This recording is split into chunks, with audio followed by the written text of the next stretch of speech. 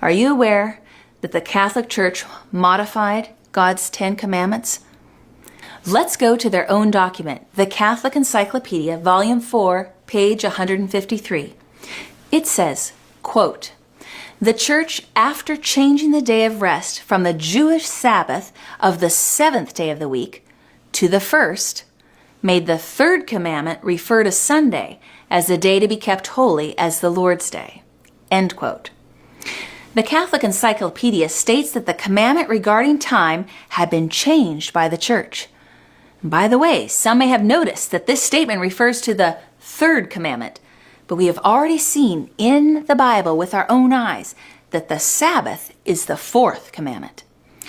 The Roman power of the Middle Ages also changed the law of God by removing the 2nd commandment, the one prohibiting image, saint, idol worship. Since they now only have 9 commandments, gotta get it back to 10. So they took the 10th, thou shalt not covet, and divided it into 2. Solved. This illustrates the mindset of the Church overriding the Word of God.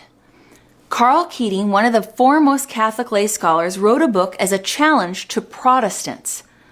This Catholic author is reasoning with Protestants, saying, if you want to go to the Bible, you should keep the Bible Sabbath. Let's read his words in Catholicism and Fundamentalism on page 38. Quote, "Fundamentalists meet for worship on Sunday, yet there's no evidence in the Bible that corporate worship was to be made on Sundays. The Jewish Sabbath, or day of rest, was of course Saturday. It was the Catholic Church that decided Sunday should be the day of worship for Christians in honor of the resurrection." End quote.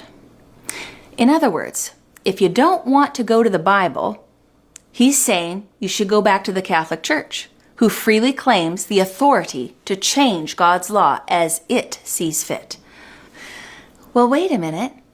God gives clear warnings about messing with him or his word. Revelation 22, 18, 19.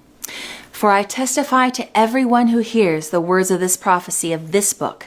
If anyone adds to these things, God will add to him the plagues that are written in this book.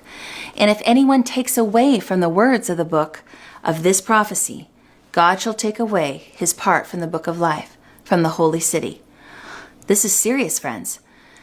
Then in Matthew 15, 3 through 9, he, Jesus, answered and said to them, "Why do you also transgress the commandment of God because of your tradition?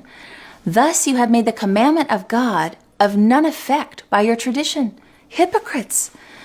Well, did Isaiah prophesy about you, saying, 'These people draw near to me with their mouth and honor me with their lips, but their heart is far from me, and in vain they worship me, teaching as doctrines the commandments of men'?"